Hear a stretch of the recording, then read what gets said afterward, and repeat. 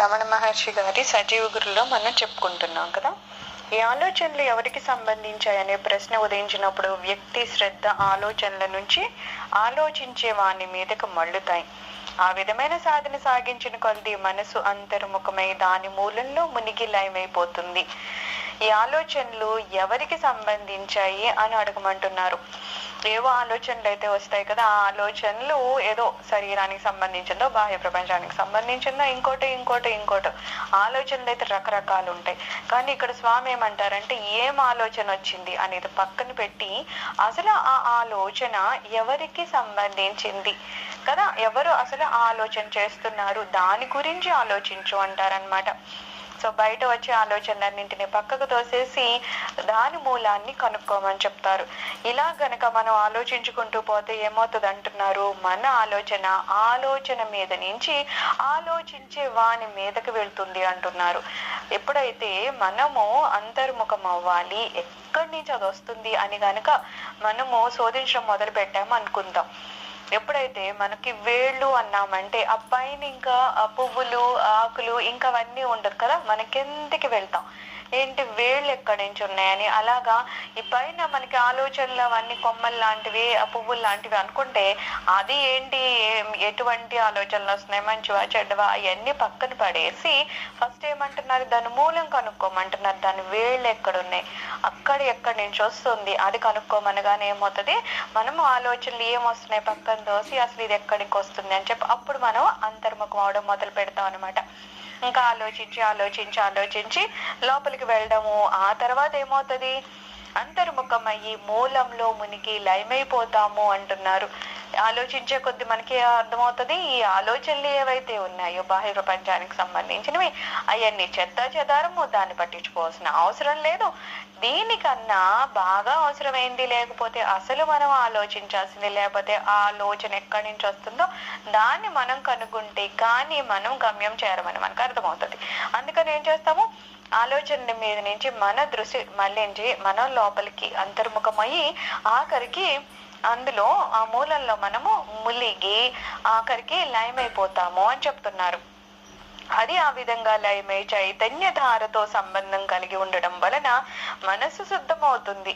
మనసు ఎలా శుద్ధమవుతుందంట, ఇలాగ మనం ఎప్పుడైతే బాహ్య ప్రపంచాన్ని వదిలేస్తామో ఈ ఆలోచనలు కి ఉన్న చెదారమంతా మనం వదిలేస్తామో నెమ్మదిగా మనం లయమయ్యి చైతన్య ధారతో సంబంధం పెట్టుకుంటాము. మనలో ఆత్మ ఒక చైతన్య ఉంది కదా, ఆ చైతన్య ధార అంటాం, శక్తి ధార అంటాం. ఎప్పుడైతే దాంతో మనం కలవడం మొదలు పెట్టామో దాని వలన మన మనసు శుద్ధి అవుతూ ఉంటుందంట. క్రమంగా ఆలోచన రూపంలో వాసనలు మనసును బహిర్ముఖానికి లాగి క్రమంగా బలహీనమై చివరికి చనిపోతాయి. ఆఖరికి ఏమవుతాయంట, మనలో ఆలోచనలు ఎందుకు వస్తున్నాయన్నాము, మనకి ఉన్న వాసనలు కానీ మనకున్న సంస్కారాల వల్ల కానీ ఆలోచనలు వస్తూ ఉంటాయని చెప్తున్నాం. అయితే మనము ఎలా అయితే నెమ్మదిగా అంతర్ముఖం అవుతున్నామో ఆ చైతన్యంతో మనము లయమవుతూ ఉన్నామో ఈ ఆలోచనలు ఏవైతే ఇప్పటి వరకు బాహ్య ప్రపంచంతో కలిసి కదా అవి వస్తున్నాయి, అవి తర్వాత వస్తాయి. కానీ ఏమవుతుంది, మనము దాని ప్రాముఖ్యత ఏమీ లేదని తెలుసుకున్నాం కాబట్టి నెమ్మదిగా ఆ బాహ్య ప్రపంచానికి సంబంధించిన లేకపోతే మన వాసనలకి మన సంస్కారాలకి సంబంధించిన ఆ ఆలోచనలన్నీ మనం వదిలిపేస్తూ ఉంటాం.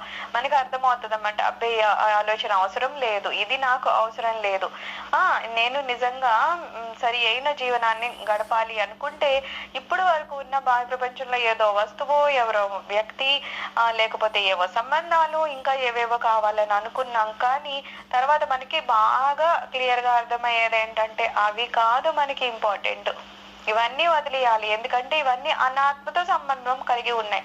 ఈ శరీరం ఎంతకాలం ఉంటాయో అవన్నీ వాటితో సంబంధం కలిగి ఉన్నాయి కాబట్టి అంతకాలం మాత్రమే ఉంటాయి.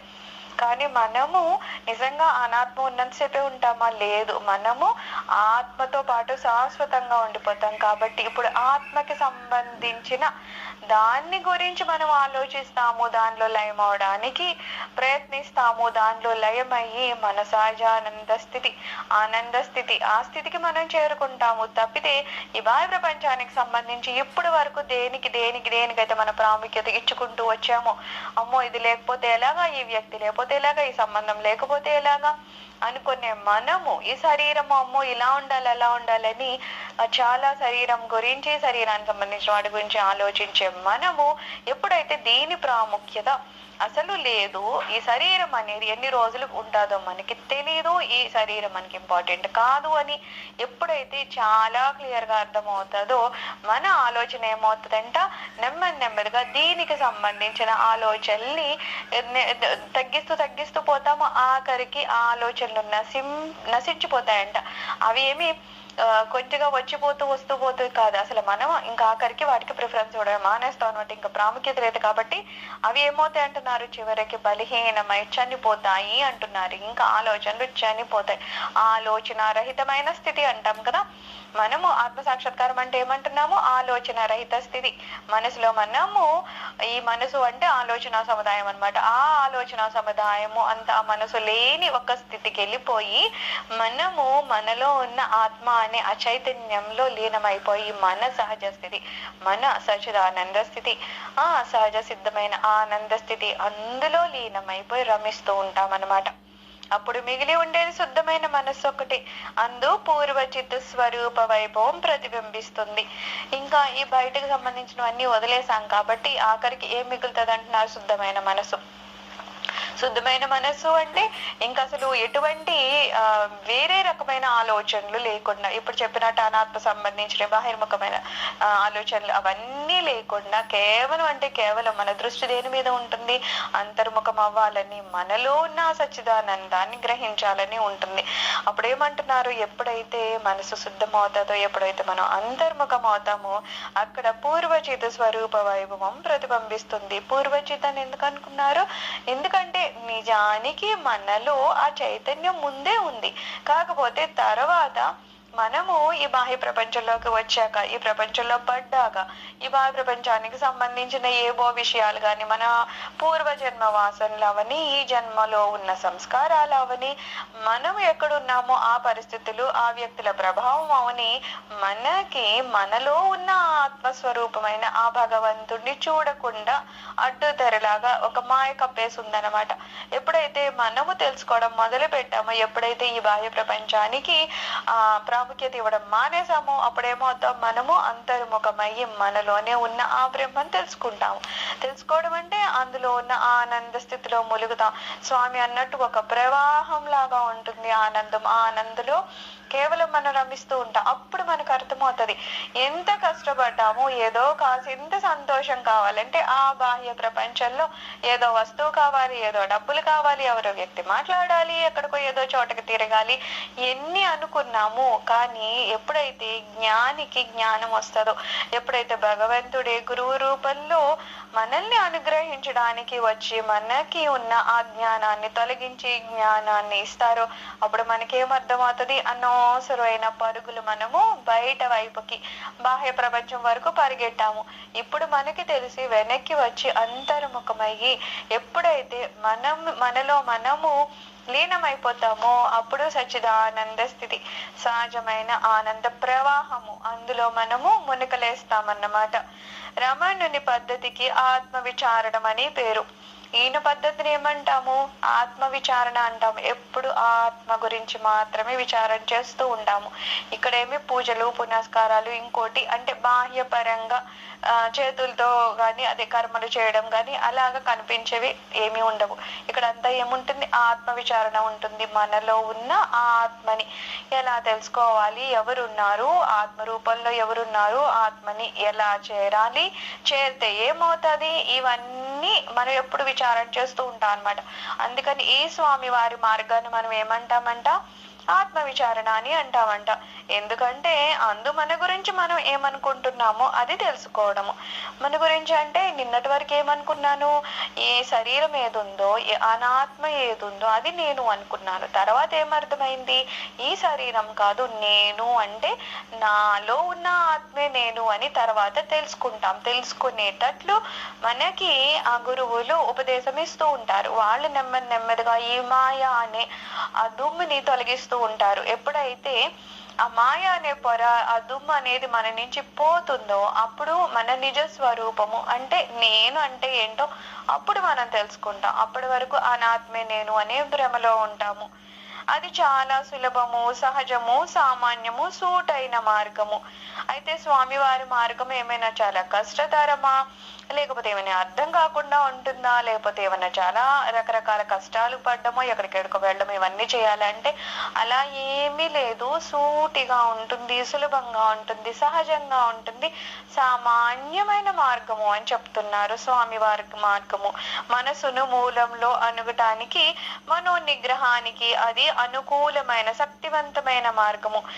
అయినా సరే ఇక్కడ సత్యాన్వేషకులకు సత్యాన్ని సూటిగా తెలుసుకొని తీసుకోవడం కష్టమైన సంగతి అవుతుంది. ఇక్కడేమంటున్నారు, మనసుని మూలంలో అనగటానికి, మనోనిగ్రహానికి అది అనుకూలమైన శక్తివంతమైన మార్గం. మనము మనసు యొక్క మూలంలోకి వెళ్ళాలి కదా. ఈ ఆలోచనలు సముదాయము మనసు అంటాము. ఆ ఆలోచనలు ఏమొస్తున్నాయి అనేది నిన్నటి వరకు ఆలోచించాయి. ఇప్పుడేమంటారు, ఆలోచనలు ఏమొస్తున్నాయి, దేనికి సంబంధించినవని కాదు, అసలు ఆలోచన ఎక్కడి నుంచి వచ్చింది, ఎవరికి వచ్చింది, అక్కడ మూలం ఎవరున్నారు, దాన్ని కనుక్కోమని చెప్తున్నారు. అలాగే మనోనిగ్రహాన్ని దీనికి అనుకూలమైన శక్తివంతమైన మార్గము. మనోనిగ్రహము ఇక్కడ చాలా ఇంపార్టెంట్. మనసుని నిగ్రహించడం అంటే ఆలోచనని నిగ్రహించడం. ఒకవేళ ఆలోచనలు బయట తిరిగాయా ఈ మార్గంలో మనం ప్రవేశించలేము, ప్రయాణించలేము. అందుకని ఏమంటున్నారు, మనోనిగ్రహముకి ఈ మార్గము చాలా అనుకూలిస్తుంది అంటున్నారు. ఈ మార్గంలో మనం ఏం చేయాలట, మనసుని నిగ్రహించుకొని అంతర్ముఖంగా ప్రయాణించాలంట. ఇందులో ఏం చెప్తున్నారు, నీ మనసుకి మూలమేంటో అది కనుక్కోవాలి, అలాగే మనసుని నిగ్రహించుకోవాలి. ఈ రెండింటికి ఈ మార్గము సులభమైందని చెప్తున్నారు. కానీ ఇంత ఇలాగా చెప్పినా, ఇంత శక్తివంతమైనా సరే సత్యాన్వేషకులకు సత్యాన్ని సూటిగా తెలుసుకొని తీసుకోవడం కష్టమైన సంగతి. ఇది అర్థం చేసుకోవడానికో లేకపోతే చేయగలమా అని ఎవరైనా వివరించడానికో సులభమేమో గాని నిజంగా అనుసరించి మనం అనుభవంలోకి తెచ్చుకోవడం అనేది కష్టం అంటున్నారు.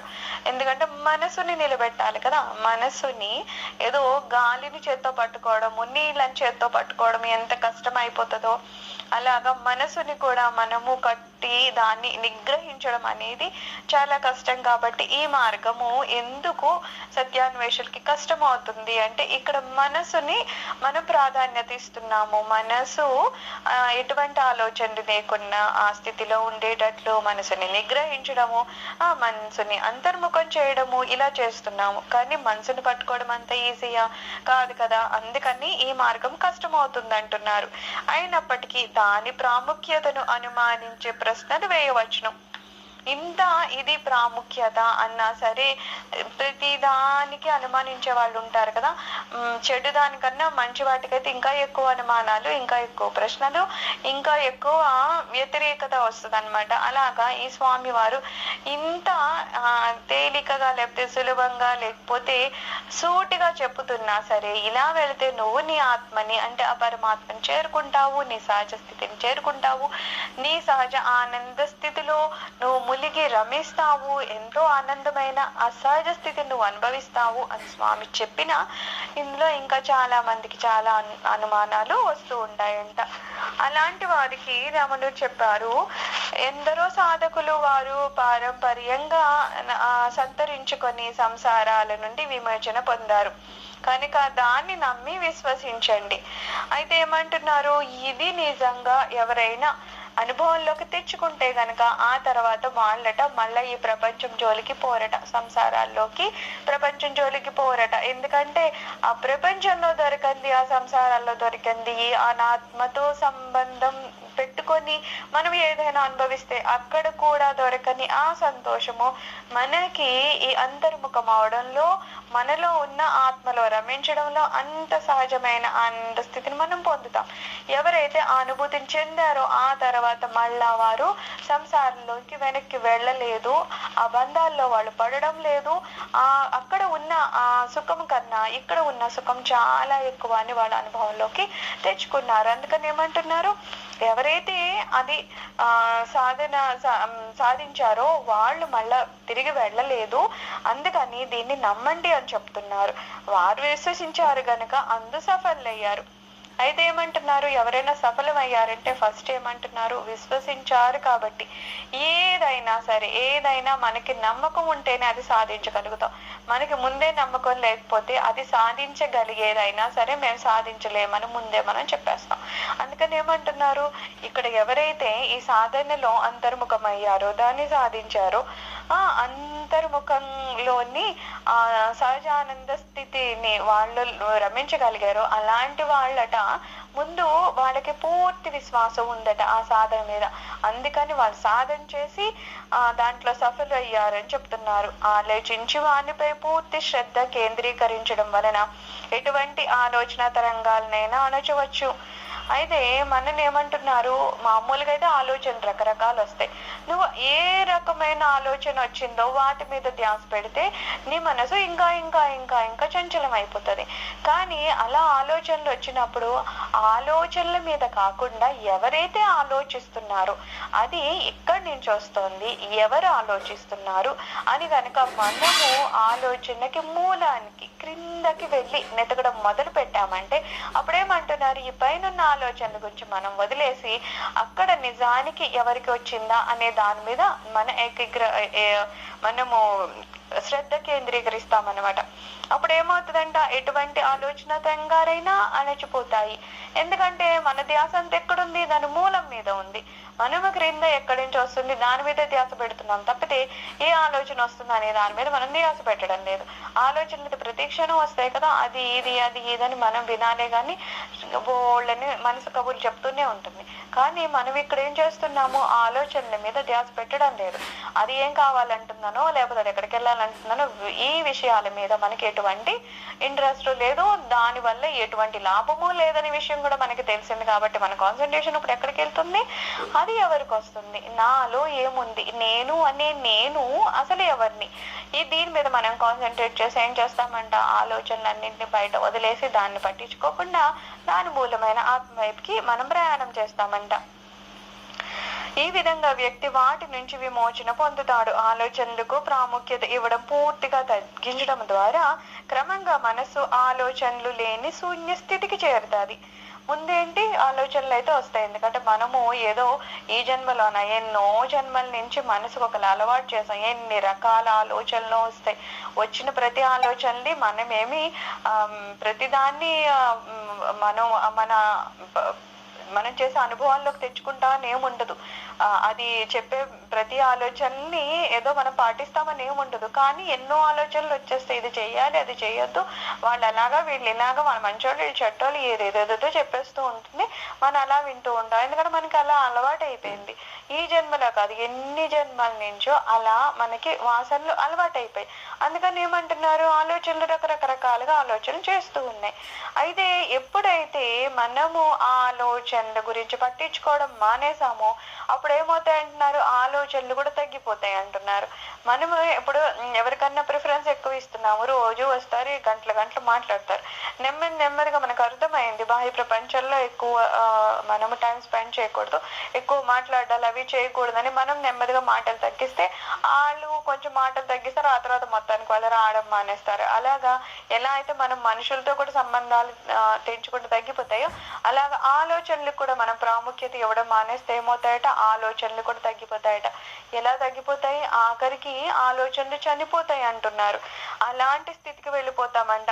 దాన్ని ఏమంటాం మనం, శూన్య స్థితి అంటాము. ఎక్కడైతే ఏ ఆలోచన లేని ఒక స్థితికి వెళ్ళిపోతామో దాన్ని శూన్య స్థితి అంటామంట. అంటే ఇక్కడ ఏం చెప్తున్నారు, ఆలోచనలకి మనం ప్రాముఖ్యత ఇస్తున్నాం కాబట్టే మన బుర్ర బయట తిరుగుతుంది, మన మనసు చలిస్తుందండి, ఎక్కడికడికి వెళ్ళిపోతుంది, ధ్యానంలో ఉండట్లేదు అంటే అక్కడ మనము దానికి ప్రాముఖ్యత ఇస్తున్నాం కాబట్టే అంటున్నారు. ఆలోచించడం మనసు తత్వం, లేకపోతే ఆలోచన సముదాయమే మనసు, అది అలానే ఉంటుంది. కానీ ఎప్పుడైతే మనము దానికి ప్రాముఖ్యత ఇవ్వడం మానేస్తాం అవి ఆటోమేటిక్ గా బలహీన పడిపోతాయి, ఆఖరికి చనిపోతాయి, ఆఖరికి శూన్య స్థితికి చేరుకుంటాయి. అంటే ఇక్కడ తప్పే ఉంది, మనలోనే ఉంది. మనం దానికి ప్రాముఖ్యత ఇస్తున్నాం కాబట్టి వస్తుంది. మనం దానికి ప్రాముఖ్యత ఇవ్వడం మానేస్తే ఆటోమేటిక్ గా ఆలోచనలు రావు, అప్పుడు ధ్యానము ఇంకా సుస్థిరం అవుతుంది అని చెప్తున్నారు అనమాట. సాధకుడు ఒకే ఆలోచన మీద శ్రద్ధ చూపడం వలన అది శక్తివంతమే అతన్ని సహజానంద స్థితికి తీసుకుపోతుంది. అయితే ఇక్కడ ఏమవుతుంది, సాధకుడు ఏం చేస్తున్నాడు, ఇంతకు ముందు వచ్చే ఆ బాహ్యపరమైన ఆలోచనల మీద ధ్యాస పెట్టడం లేదు.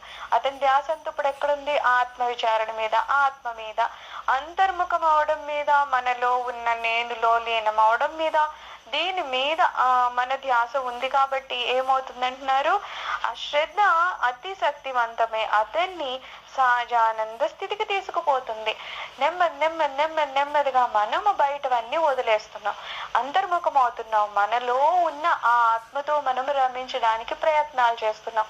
కాబట్టి ఒక స్థితి వస్తుందట, నిజంగానే మనలో మనం రమించడం మొదలు పెడతామంట. సహజానంద స్థితి ఒక పెద్ద ప్రవాహము, ఆనంద ప్రవాహము. అందులో మనం ములిగినప్పుడు ఇంకా మనకి బాహ్యపరమైన ఏ విషయమైనా సరే ఇది కన్నా అది బాగుంది అనేలాగా ఏ విషయం మనకి అనిపించదు అంటున్నారు. ఒక్కసారి కనుక దీనిలో మునకలు వేయడం మొదలు పెట్టామా, ఈ స్థితి వద్దు, ఇంకో బాహ్యపరమైన ఏదన్నా కావాలి అని ఎవరన్నా అంటారంటే అనే ప్రసక్తే లేదంటున్నారు. ఎందుకంటే ఇక్కడ దొరికే ఈ సహజానంద స్థితి ఇది వేరు. ఇంత ఆనందము మనకి బాహ్యపరంగా ఎక్కడ ఎలాగా ఎప్పుడు దొరకదనమాట. అందుకని ఎప్పుడైతే సాధకుడు ఒకసారి దీన్ని అనుభవించాడో మళ్ళా బాహ్యపరమైన ప్రపంచంలోకి అడుగు పెట్టాడు, అటువైపు వెళ్ళాడు, ఆ సంసారాల్లోకి ఇంకా కాలు పెట్టాడు అనమాట. అందుకని ఏమంటున్నారు, ఇతని శ్రద్ధ ఎప్పుడైతే బాహ్య ఆలోచన నుంచి అంతర్ముఖమయ్యాయో, ఎప్పుడైతే ఇంకా శక్తివంతంగా అతను అంతర్ముఖ ప్రయాణం చేస్తున్నాడో ఆఖరికి మహదానంద స్థితికి, సహజంగానే మన స్థితి ఏంటి, సహజ స్థితి ఏంటి, ఆనంద స్థితి, సచిదానందం కదా. సో ఆఖరికి ఏమంటున్నాం, మనము అలాగా మన సహజ స్థితి అయిన సహజానంద స్థితిని చేరుకుంటామంటున్నారు. ఆ స్థితిని చేరడం కేవలము తన ప్రయత్నం వల్ల మాత్రమే సాధ్యం కాదనే సంగతి కూడా సాధకుడు జ్ఞాపకం ఉంచుకోవాలి. ఇక్కడ మనం చాలా సార్లు చెప్పుకున్నాము, ఇలా ఆలోచనలు మనం కంట్రోల్ చేసేసుకుంటాము, మనమే అంతర్ముఖమైపోతాము, మనమే ఆ ఆత్మసాక్షాత్కారం ఏంటి తెలుసుకుంటామంటే ఖచ్చితంగా కాదు అంటున్నారు. ఇక్కడ ఏం కావాలి, భగవంతుని అనుగ్రహము. లేకపోతే గురువు రూపంలో భగవంతుడు వచ్చినప్పుడు ఆయన అనుగ్రహం వలన మాత్రమే మనము ఆత్మ సాక్షాత్కారము, ఆత్మస్థితిని తెలుసుకోగలుగుతాము, అందులో లయమవుతాము, ఆ స్థితిలో మనం ఉండగలుగుతాము. అందుకని ఏమంటున్నారు, ఇదేదో నా ప్రయత్నం వల్లనే సాధ్యమైపోతుంది అని గనుక నువ్వు అనుకుంటున్నావా, చాలా తప్పుగా ఆలోచిస్తున్నావా అంటున్నారు. అందుకని అలాంటి తప్పుడు అభిప్రాయంలో నువ్వు ఉండకు. ఎప్పుడు మనం ఏం జ్ఞాపకం పెట్టుకోవాలి, నేను సాధన చేస్తున్నానంటే ముందు కావాల్సింది శుద్ధ మనసు.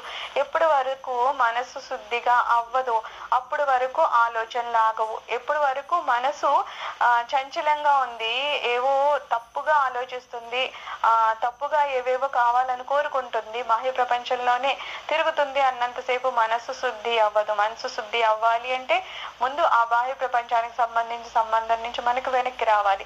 అలాగే ఆ వెనక్కి రావాలన్నా ముందు మనసును శుద్ధి చేసుకోవాలి. ఈ రెండు ఒకదానికొకటి సంబంధమై ఉంటాయి.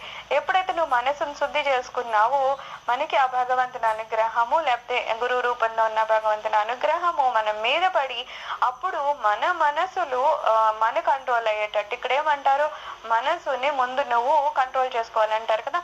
సహజంగా అవి జరిగే పనులా అంటే మన వల్ల ఒక్కటే జరిగే పని కాదంటున్నారు. మన ప్రయత్నం మనం చేస్తూ ఉండగానే ఆ స్వామి వారి అనుగ్రహం తోడైతేనే మన ఆలోచనలు మనకి కంట్రోల్ అవుతాయి అన్నమాట. అప్పుడు శూన్యమైన స్థితికి వెళ్ళి మనం ఆత్మ సాక్షాత్కారాన్ని అనుభవించగలుగుతాము అని చెప్తున్నారు అనమాట. ఎందుకంటే వాసన రూపంలో ఉన్న గతం యొక్క శక్తి వలన సాధకుడు అజాగ్రత్తగా ఉన్నప్పుడు ఆలోచనలు పుడుతూ ఉంటాయి.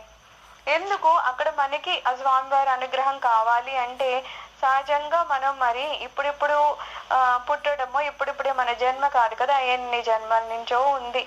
మనకి అప్పటి నుంచి అలవాటు అయిపోయిన వాసనలు ఉన్నాయి. మళ్ళీ ఇప్పుడు పుట్టిన ఈ పరిసరాలు అవని, ఇప్పుడు ఉన్న సంస్కారాలు అవని, ఇవన్నీ ఏం చేస్తాయట, మనం ఏమాత్రం అజాగ్రత్తగా ఉన్నా మళ్ళా బాహ్యపరమైన ఆలోచనలు మనని కబలిస్తూ ఉంటాయి అన్నమాట. ఇది చాలా జాగ్రత్తగా ఉంటుంది. అందుకని ఏంటి, మన ప్రయత్నం మనం చేస్తూనే స్వామివారి అనుగ్రహం కూడా ఉండాలన్నమాట. ఏ మాత్రం మనం అజాగ్రత్తగా ఉన్నా సరే మనకున్న ఈ బలహీనతలు, ఈ వాసనలు, సంస్కారాలు మళ్ళా మనకి ఆలోచన రూపంలో మళ్ళీ పక్కద్రోవ పట్టిస్తూ ఉంటాయి అన్నమాట. అందుకని ఏమంటున్నారు, స్వామి వారి అనుగ్రహం చాలా అవసరం అని చెప్తున్నారు. ఒక తలంపును ప్రవేశింపనిస్తే తక్కిన ఆలోచనలు కూడా గుంపులుగా వచ్చి దాన్ని అనుసరించి చొరబడతాయి. మనం ఏదో ఒక్క ఆలోచనే కదా, ఇది ఒకటి ఆలోచించే ఊరుకుందామా అని అనుకుంటా ఉంటది. అలా ఉండదట. ఏ ఒక్కటి ఆలోచిద్దాం అనుకుని ఒకదాని మీదకి వెళ్తే ఆటోమేటిక్ గా గుంపులు ఏవో ఆలోచనలు వచ్చేస్తూ ఉంటాయంట. అందుకని ఏమంటున్నారు, ఆలోచన రహితమైన స్థితికి వెళ్ళాలంటే మన ప్రయత్నంతో పాటు ఆ స్వామి వారి అనుగ్రహం కూడా చాలా అవసరం అంటున్నారు. అందుచేత సాధకునికి గురు కృప అవసరమనే ఎరుక కలిగి ఉండాలి. ఎందుకంటే ఏదో మనకి కనిపించే వస్తువు అయితే పోనీ ఏదో చేత్తోన కాలుతోన ఆపగలము. ఈ ఆలోచనలు అనేవి మనకి కనిపించవు, వినిపించవు, చేత్తో పట్టుకోవడానికి వీలు పడేవి కావు. పోనీ ఏదో మనసే కదా అనుకుంటే ఆ మనసు ఏమన్నా ఇప్పుడు పుట్టిందా, అది ఎన్ని జన్మల నుంచో ఉంది. సో దానికి ఏవో రకరకాల వాసనలే ఎప్పటి నుంచో అలవాటు అయిపోయి ఉన్నాయి. మనకి కొన్ని అలవాట్లు ఉంటాయి. ఆ డాక్టర్ గారు అంటారు, అమ్మ ఇది తినకూడదు మానేయండి అంటే ఏదో 2 రోజులు మానేస్తే మళ్ళీ 3వ రోజు అయ్యో మనకు అలవాటు కదా, తినాలనిపిస్తుంది కదా అని అనుకుంటాం కదా. మరి ఇప్పుడు దీనికి మనం ఇంతలా అనుకుంటే ఎప్పటి నుంచో ఎన్ని జన్మల నుంచో కొన్ని వాసనలకు అలవాటు పడిపోయిన మన ఆలోచనలు ఎందుకు ఆగుతాయి? అది కాసింత మనము అజాగ్రత్తగా ఉంటే మళ్ళీ అవి ఏదో రూపంలో జరగబడతాయి అన్నమాట. మరి ఇలాంటివి ఎవరు ఆపుతారు? ఇలాంటి గురు కృప వలన వాటిని, అలాంటి ఆలోచనని ఆపగలిగే శక్తి మనకు వస్తుంది అనమాట. ఏమంటున్నారు, ధ్యానం చేసే కొద్ది మనలో శక్తి దార మొదలవుతుంది అంటారు. ఆ భగవంతుని కృప మనలో మొదలవుతుంది అనమాట. ఏవి అయితే మన వల్ల చేతనవ్వడం లేదో అవి అన్ని గురు కృప వలన మనము ఆపగలుగుతూ ఉంటాం అనమాట. అందుకని ఏమంటున్నారు, ఇక్కడ గురుకృప ఉండాలి అనే ఎరుక మనకి చాలా అవసరం అని అంటున్నారు. ఆ ఎరుక సాధకుని అశ్రద్ధ, అజ్ఞాన, అంధకార అక్షరాల విసుగు నుండి, ఇంకా అనేకం నుంచి, ఆత్మవిశ్వాసం లేకపోవడం నుంచి రక్షించగలుగుతుంది. మామూలుగా ఏమవుతుంది, మనగ్గా మనం చేసామనుకో అశ్రద్ధ ఉంటది, అజ్ఞానం ఉంటది, అంధకారం ఉంటాయి, ఇలా చాలా రకరకాలు ఉంటాయి. ఇవన్నీ ఏమవుతుంది, కాసింత అశ్రద్ధ చేసామా మళ్ళా ఆలోచనలు వచ్చేస్తాయి. అజ్ఞానం ఉందా, జ్ఞానం ఉంటే కదా కొంచెం ఈ ఆలోచనలు అనేవి మంచిది కాదు, ఇవి మనకు అవసరం లేదు, అంతర్ముఖం అవ్వాలి అనే ఆ జ్ఞానం ఉండడం వలన కదా మనం అజ్ఞానాన్ని తోలుతున్నాము. సో ఇక్కడ అజ్ఞానం ఉన్న అదే ప్రాబ్లము. అలాగే అంధకారము, ఏదో కొన్ని అవునా కాదా అనుకుంటూ చేద్దాం అనుకుంటూ చేయలేకపోతూ ఉంటాము. ఇంకా ఏమంటున్నారు, మనకి పెద్ద ఆత్మవిశ్వాసం కూడా ఉండదట. అమ్మో ఏదో చెప్తున్నారే కానీ మనం ఏమో నిజంగా ధ్యానం చేయగలమా, నిజంగా అంతర్ముఖం అవ్వగలమా, నిజంగా ఆలోచనని మనం కట్టుకోగలమా, ఇలా ఎన్నో ఉన్నాయి కదా. మన ఇన్సెక్యూరిటీ అంటాం. మన వల్ల చేయలేని కొన్ని పనులు ఉంటాయి. అక్కడ మనం భారం ఎవరి మీద వేస్తాం, గురువు గారి మీద వేస్తాం. ప్రభు మిమ్మల్ని నమ్ముకుని కదా నేను చేస్తున్నానంటే అప్పుడు మన వల్ల ఏది సాధ్యం కాదో అది ఆ గురువు గారు సాధ్యం అయ్యేటట్లు మనకి సహకరిస్తూ ఉంటారు. అలాగని మొత్తం స్వామివారు చేసేస్తారు, నేనేం చేయకుండా ఉంటానంటే ఒకటే చెప్పారు, గురువు కావని దేవుడు అని సరే, ఈ అనుభవం అనేది మీకుగా మీరు పొందాల్సిందే తప్పితే వాళ్ళు మీకు ఆ అనుభవాన్ని ఇవ్వరు అని చెప్పారు. అందుకని ఇక్కడ ప్రయత్నం మాత్రం మనదే అవుతుంది. మనము 100% ప్రయత్నం చేస్తూ ఉంటే అప్పుడు ఏమైనా మన వల్ల కానివి, మనకి చాలా కష్టమైనవి గురుకృప వలన అవి సాధ్యమై తీరుతాయి అంటున్నారు. మనకున్న ఆతృత, మనము మన మనసుని ఎంత శుద్ధి చేసుకుంటామో వీటి మీద డిపెండ్ అయ్యి ఆ భగవంతుడి గురు రూపంలో మనకి ఆత్మ సాక్షాత్కారాన్ని కలిగిస్తారని చెప్తున్నారు. రమణుని కృప అత్యవసరము. ఆత్మవిచారణకు క్రమానుగతంగా శరణాగతికి ప్రయత్నం చేస్తే ఎప్పుడూ సిద్ధంగా ఉండే రమణానుగ్రహము కృప సులభంగా లభిస్తుంది. అయితే ఏమంటున్నారు, మనకి శరణాగతి ఉండాలి. స్వామి నా వల్ల కాదయ్యా, నేను ఎంత చేయగలుగుతున్నానో చేస్తున్నాను, దయచేసి మీ కరుణ నా మీద చూపించండి. కనుక మనము ఆతృతతో భగవంతుని అడిగితే ఎప్పుడు ఆయన రెడీగా ఉంటారట. మనం అడగాలే కానీ గురువులు కానీ భగవంతుడు కానీ ఎప్పుడు వాళ్ళు రెడీగా ఉంటారట ఇవ్వడానికి. మనకే సరిగ్గా అడగడం తెలియదు, లేకపోతే అడిగేంత టైం లేదని మనమే ఏవేవో పనుల్లో మునిగిపోతున్నాం.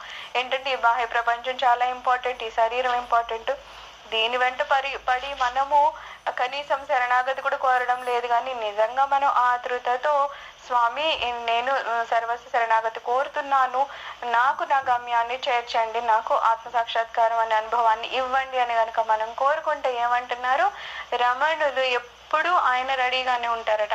ఆయన మనకి ఆత్మ సాక్షాత్కారాన్ని కలుగజేస్తారట. అప్పుడు రమణుని శక్తి మన శక్తి బలం అవుతుంది. అప్పుడు ఆయన శక్తి మనకున్న శక్తి లాగా తయారవుతుందంట. సో ఆయన అనుగ్రహం మన మీద పడి మనకి కూడా శక్తి వస్తుందన్నమాట. అప్పుడు సాధకుడు నిరంతర ఆనంద స్థితిలో నిలకడ కలిగి ఉంటాడు. అప్పుడు మనం ఏమంటున్నారు, నిరంతర ఆనంద స్థితిలో. ఇంకా మనము చూడు నిర్వికల్ప సమాధి, సవికల్ప సమాధి అవి ఇవి అనుకుంటూ ఉన్నాం కదా. కాసేపు మనకి వికల్పాలు వస్తుంటే కాసేపు లోపలికి వెళ్ళామా బయటకు వచ్చామా, అవునా కాదా, ఈ స్థితి ఉంటది కదా. ఇంకా అలాంటి స్థితి ఏముండదంట. నిరంతరంగా ఎటువంటి అంతరాయం లేకుండా అలాగా సాగుతూ, చెప్పారు కదా, ఒక ప్రవాహంలో మనం ప్రయాణిస్తే ఎలా ఉంటుందో అలాగా ఆ ఆనంద స్థితిలో మనం మునిగి ఉంటామంట.